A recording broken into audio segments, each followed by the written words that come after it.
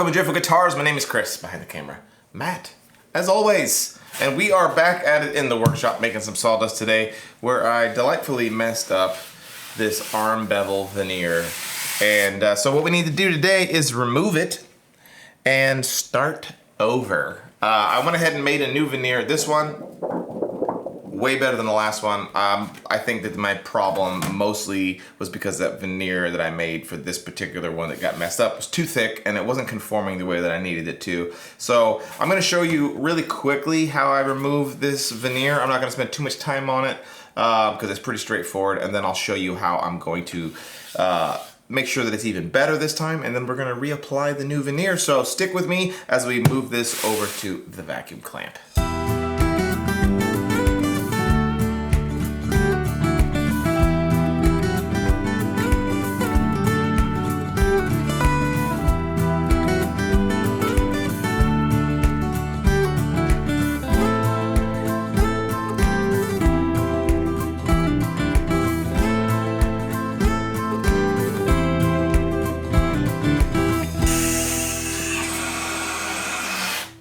Okay, so this is one of those very few steps in an acoustic guitar build where you have an opportunity to recover from your mistake and have a do-over, because anybody who's actually tried building an acoustic guitar knows that pretty much all of the rest of the process is once you've done it, you're living with it. But here we get a chance to come back from it. So all I'm gonna do is to start off is I'm gonna take a chisel and we're just gonna start chipping away at this. It's important that you make sure that you don't actually get into any of the good material that we've laid and smoothed out underneath the veneer. So you just want to be really careful not to mess that up, but you know, pay attention. We'll do that, and then we're going to take a sander and then get all the glue and everything taken off of it as well. I'm actually going to find one of these spots where it messed up.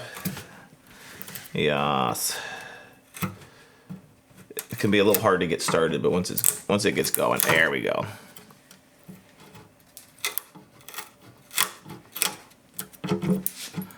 It's amazing how well that glue holds.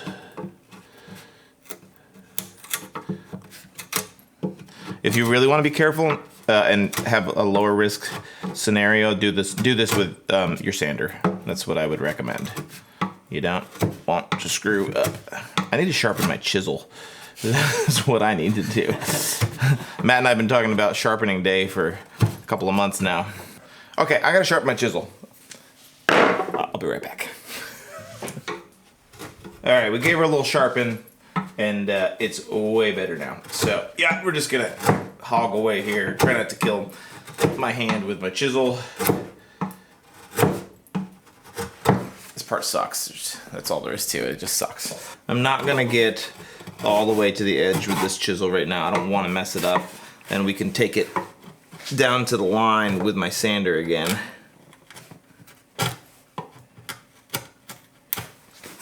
Come on.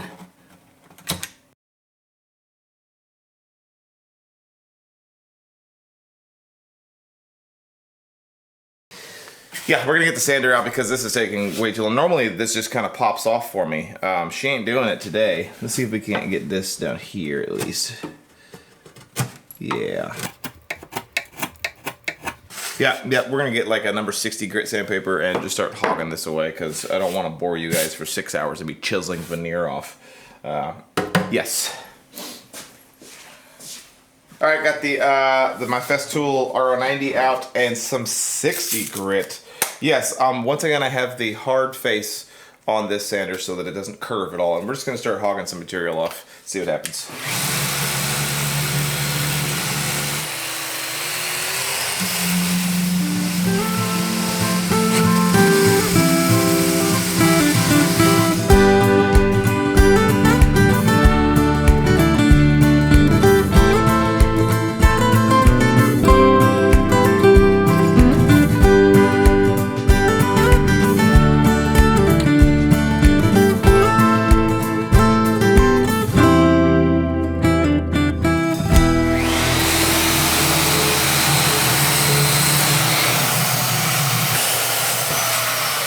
Okay, so I have now sanded this to the point where I don't want to sand anymore, and you can see what we have left is a little bit of the veneer still left, and then it's yellow because what we have there is that that wood glue that's still on here and it's dry.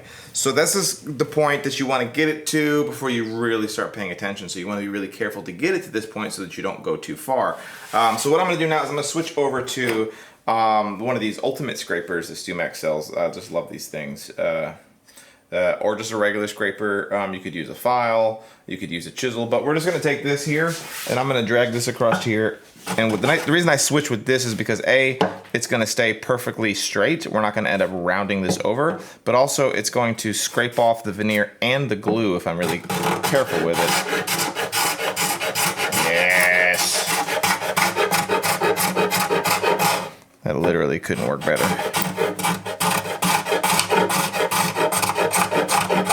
Being very careful because like we talked about in the last episode, we want to make sure that we don't mess up this purfling at all. That is our boundary line. So we're just going to keep paying attention to that and carefully scraping this away. But hopefully you didn't mess up yours and you don't have to do any of this.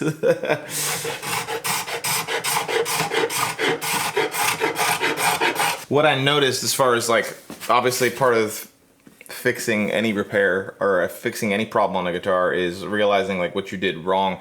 And I am pretty positive that what happened was this area from like here to here is not perfectly flat. Like this is, if I lay my my scraper here, it's perfectly flat. Let's see if Matt can get that, right? Can you get that? There's no light gaps? Yeah. But as we come over here, I can rock.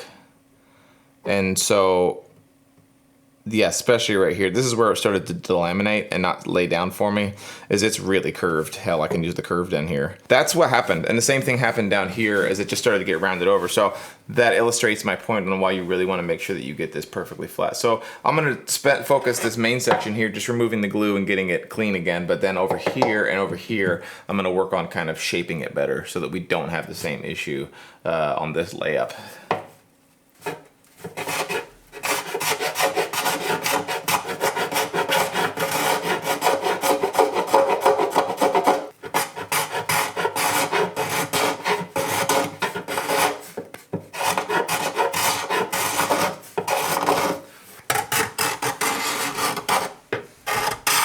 Now you can see here where we have right there still glue, and here's the bare basswood, and that's what you want to be looking for. You want to get rid of this glue and get it to the point where it's just getting down to the bare wood, and don't go any further than that if that part of the bevel's already good.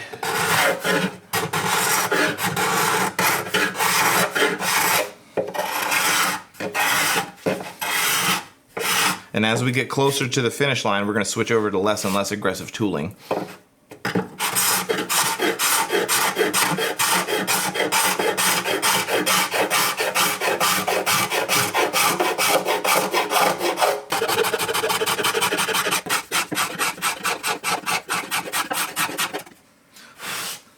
We're getting there.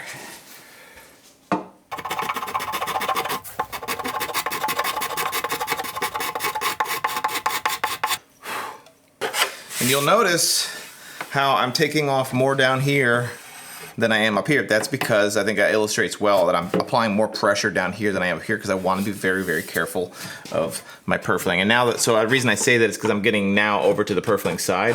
So I'm changing where my head's at to face just the purfling so I can make sure that I'm not getting into it with my scraper.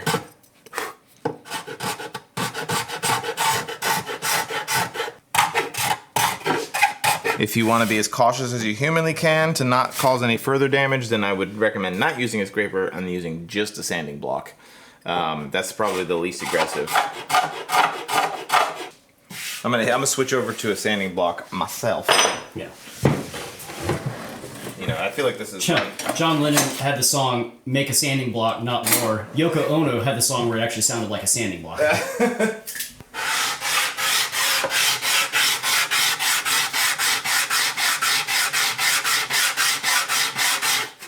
Yeah, I can feel it as I'm sanding here. Like watch my the angle of my sanding block. And as I come around, see how it quickly becomes more, what's the word, vertical. I always mix those up, but that transition is so fast. I think that with that, remember in the previous episode, we used a pretty thick veneer I made myself, and I don't think it was just able to make that transition from one radius to the next quick enough, and it caused it to lift up. So I think that was the issue on this side, because it is pretty straight. That's not the issue. So we had two separate issues here that kind of caused this. So hopefully we can fix it. Only once in my time of doing veneers like this have I had to do 2 do-overs. So who knows? Maybe this will be the second time I'll need to do 2 do-overs. But the nice thing about when you do mess up and you have to redo it is that you pretty much kind of get an opportunity to work out the little of the kinks that you had left. In many ways, it's a good thing that I messed up. I did it for you guys. The Driftwood School of Luthery, we show you how to mess up and how to recover from it. And then we pass the savings on to you, That's right. the consumer. I'm taking my time down here because this is obviously where our issue was, so I want it to be right.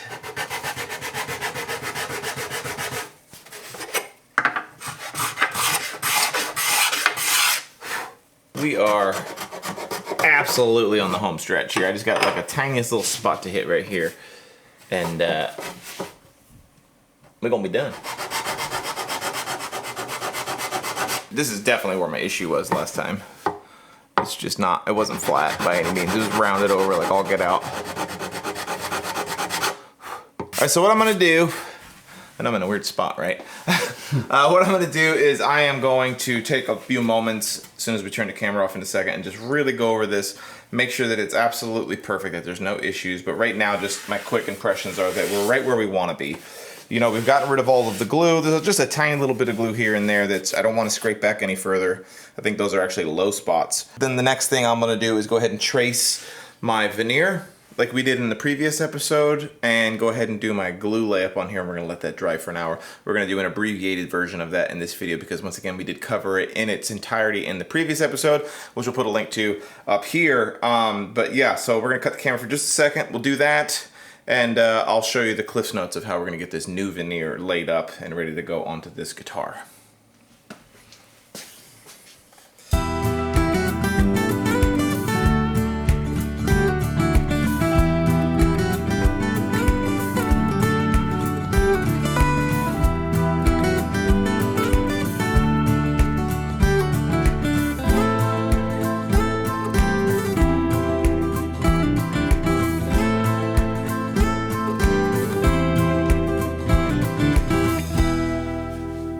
Alright, so we got our masking tape on here so that we know where we want to lay this. So I've got the new veneer. Like I said, the last veneer, I didn't measure it, but it was probably at least 1 millimeter thick. This bad boy is at least half as thick as that, and it's going to do us a lot better. I think you can even see, I don't know if it's picking up on camera how thin it is. So this is going to be perfect. So what we're going to do, once again, is carefully pull off my tape. Let's see, we want just the one, there it is, there it is. I went ahead and once again make sure that your veneer matches your binding as closely as possible, especially if you are doing maple binding like me, because it's really difficult to get a good match. It can be. So I'm going to find a spot that I feel like has the nicest figure, which is somewhere right around here. Is it gonna fit? It is. I'm gonna move this over this way. Oh, and there's some nice flame over here I want to pick up. Oh, a little too short.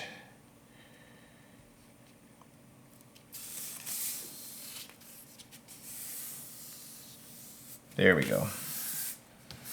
Okay, so what I need to do is we're just gonna cut this out real quick with my razor blade, and we are going to apply our glue.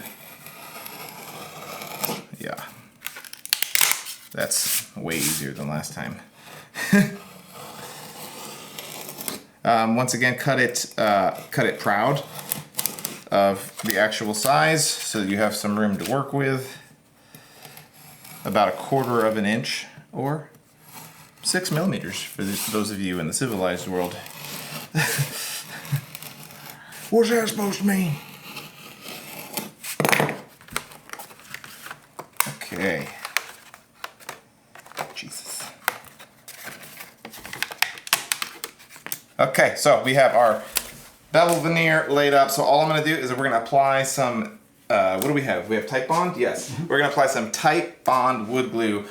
Hitting on it again, do not use the professional Tite Bond or the outdoor Tite Bond, or if you're using the Elmer variant. For some reason, those ones don't work with this technique. They put some additive in them. So you want to use the original recipe, just like your KFC chicken. And you're going to apply a nice thin layer here, a nice thin layer here, and you're going to set these aside for 1 hour on the dinger. Don't glue them up yet, and then we're going to actually try to iron this on after it. But before we cut to that, I do want to mention that we have a whole bunch of new tone woods on the website. So make sure you guys go check out driftwoodguitars.com/tonewood, where we have, what do we got, Matt? We got all kinds of really awesome cherry, some figured cherry. We've got some flame maple. We've got Brazilian rosewood. Yep. I think we still have a piece of zirconi left over. Brazilian rosewood, fret blanks, bridge blanks, all of the things on there. And many of those items are at a discounted rate now, so check that out. One of our goals with the tone wood section on our website is to curate a collection of tone woods on there for not just high-end builders, but for those of you that have been following this channel for a while who are interested in building a guitar for the first time. So we are trying to get more and more woods on there that are beautiful, and also really good tone woods, but most importantly, at a good price. So make sure you check out some of the new wares that we have on there. I think you'll be surprised at the price points on many of them. And yeah, with that, we'll get this thing prepped up to be glued on. Okay, so I have my Tite Bond glue on here, nice and thin, nice and smooth on the bevel as well as the veneer. So we're gonna set these aside for 60 seconds or 1 hour. For those minutes. Of you, yeah, 60 minutes or 1 hour. I'm just saving you that comment section, because even though you know how many minutes are in an hour. That's right. Yeah. Yeah, for those of you on the metric scale, that's 1 hour. And we're then gonna iron this thing on, and I'm pretty sure it should work this time. So now we eat lunch, right? Yeah. It's lunchtime. Smoke it in the oven. Okay, it has been an hour. Matt had lunch, I had some salad, a little Southwest salad, and some coffee ice cream. Breakfast of champions. But we've let this dry. This is totally dry. I just hit it with a little bit of 220 very, very lightly to knock off any dust. Same thing here. Looks super good. So what I need to do is grab my iron real fast. It take a couple seconds to heat up. And then we're going to make it work this time, right? You guys are with me, right? It's going to work this time. God knows, I hope so. We got our iron, we've heated it up. A good test to see if it's hot enough is that it does that. Get yourself a shop iron. I say it every time. Get yourself a shop iron. Many uses. Okay, so we are going to get this bad boy glued on here. The trick to getting this right before you get married to it is to dry fit, dry fit, dry fit. Because if you don't put it at the right spot, you might end up like having this off, and then down here it's not going to be in the right spot. So make sure that you are for sure that it's in the right spot before you commit to anything. All right, so now moving it, we're going to take this and we're just going to get it tacked. I'm feeling good about this one, Matt. Don't jinx it. I'm feeling good about it. I'm going to say it out loud. Swear to God, if you jinx this. Remember, folks, if I mess up, this is Matt's fault. We had somebody, since I'm just ironing now, we had somebody comment on a recent video that basically that Matt has been a horrible addition because now we tell too many jokes, right? Wasn't that something along the lines of that? Oh, my hats are stupid. Yeah. And this is from a grown man who said all this, by the way. My hats are stupid, and that nobody wants to hear us talk. They just want me to shut up and color, essentially. A little bit of a cracky crack there, but it's good. This is going to work, folks. All right, so for those of you from the last episode, welcome. We are finally back to where we were in the last episode. What we're going to do is I'm going to start off with my chisel, and we're going to carefully see which direction this grain is running in, and it's that way. So maybe we'll switch again with a little mat. I'm going to cover a lot of the things that I covered in the last one now, since we're kind of caught back up. Just if you're going to use a chisel, be very careful because the grain direction is going to go one way for a little while and it's going to switch. So just be super careful that you're not going against the grain because you're going to ruin the whole thing. Trying to get rid of some of this extra material right now.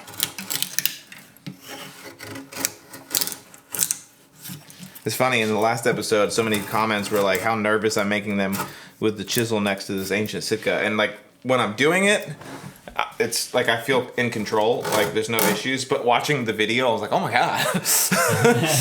That is jarring to watch. Suck a butt, I got it.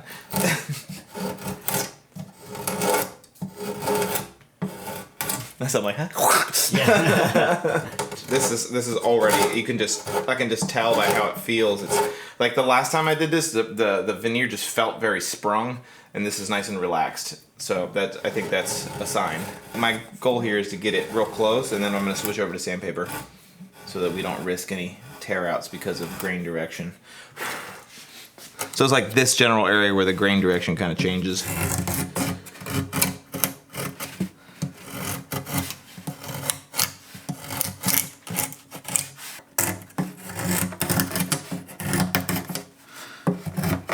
A little trick is if you feel like you're about to get bad tear out with a chisel, sometimes instead of just pushing, you can give it a little bit of a cross direction like that, and it'll slice it a little bit cleaner. It doesn't always work, but it definitely helps. All right, I'm gonna grab my sander real fast, and we will hit this up.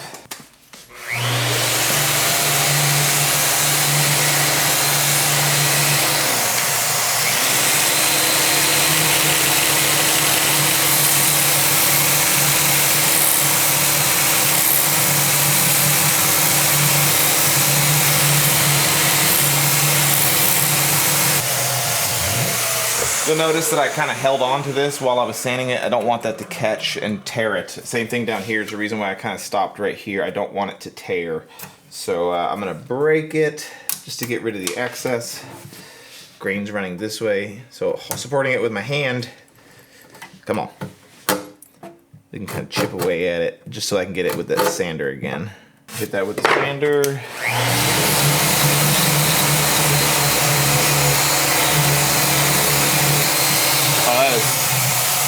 So much better. Oh, I'm stoked. All right, let me hit this top part here, and then we're gonna switch to the side. It does need a little bit more. Oh, jeez.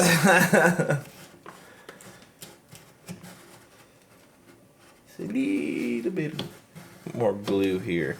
Well, I think I talked about it in the last one, but it's hard to get this inside radius, so a lot of times I'll heat it up, and then I just, while it's still really hot, it helps if you have calluses on your thumbs. What's that smell? Anybody else hungry for steak? We're gonna break it, supporting it where I want it to break, and then very gently.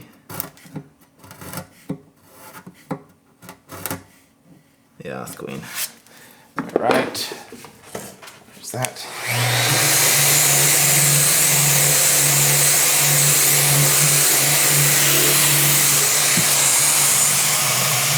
Okay. We are doing better on this one than the last one already. So I'm gonna rotate this and then we're gonna knock this side down. And I think it's gonna work this time. I just burnt my hand on the damn iron. Same thing, we're gonna try to find the grain direction, which I can see it right here. This is the spot where it transitions. Actually, before I go any further, I wanna make sure, because I know that I got that glued really good along this edge. I'm gonna do the same thing and make sure we're getting good heat all the way to the edge of the veneer. It only took us a month to shoot the next episode. Told you we were gonna knock this thing out for you guys.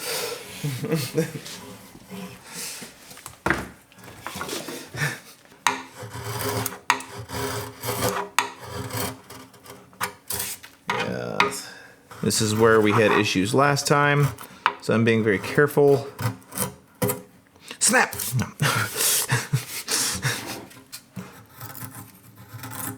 Before I get into that, we're gonna get the rest of it. Yeah. There's where the puckering happens. So right here where the grain changes directions, you can see where it's flat right here. I'm gonna hit that mostly with sandpaper because it is not going to let me do it without a fight. So before I do this side, we'll go ahead and hit this up with the sander.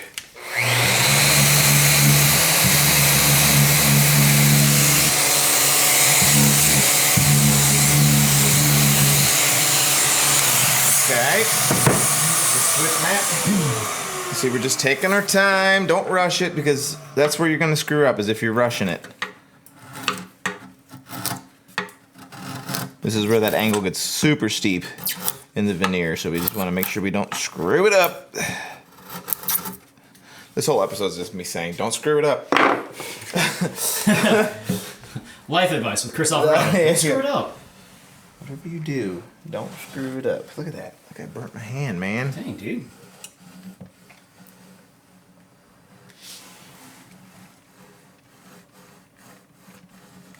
So steep of an angle here, man. She's fighting me.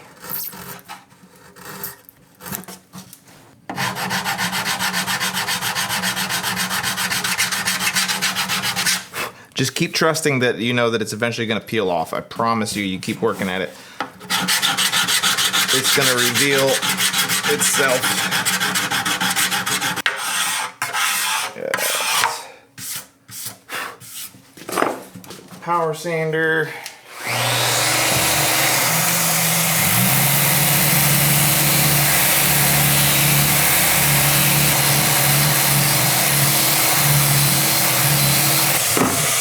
Switch over to my scraper, get rid of some of this glue. And super important that if you're going to use a scraper that you pay attention to the grain direction. It still matters with the scraper. Otherwise, if you were to come this way, it'll catch a chunk of it and tear it out, and then you're up a creek. Freshy, and we're going to get the inside radius, and I think it's going to work.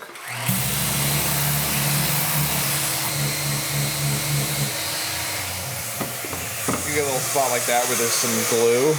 Ain't no thing. Take it right off of there. Okay, you notice I really took my time down there. That's the big thing, man. I really think that was another factor in the last one.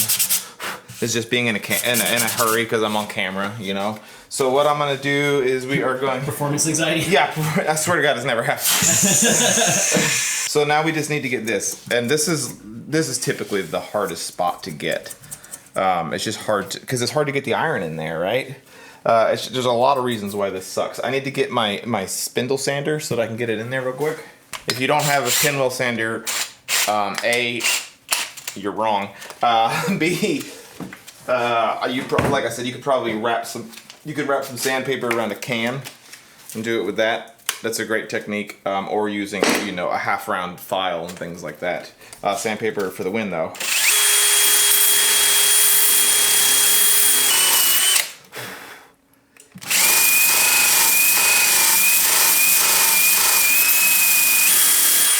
Now that we've thinned this out and we've relieved the pressure from the veneer, I'm just going to hit it one more time with my iron just to make sure we're getting good adhesion before this last pass with the sander. But I think we fixed it, Matt. Yeah. You did great, Matt. Oh. You get what you pay for. Love the concerned messages we get sometimes. They're like, you can make a lot of jokes about Matt not getting paid. He's getting paid, right? Yes. No. Chris, sometimes whenever I'm changing the radiator here at the shop, Chris makes sure to throw me an extra muffin. Yeah. It's the same thing.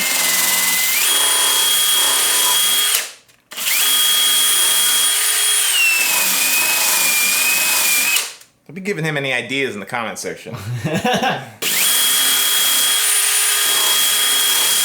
Matt's gonna unionize just with himself. Yeah. The meetings will be easy. Yeah, seriously.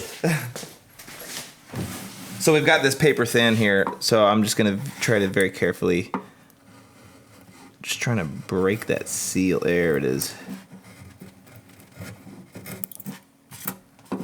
We're gonna get there. Yeah. This feels even better.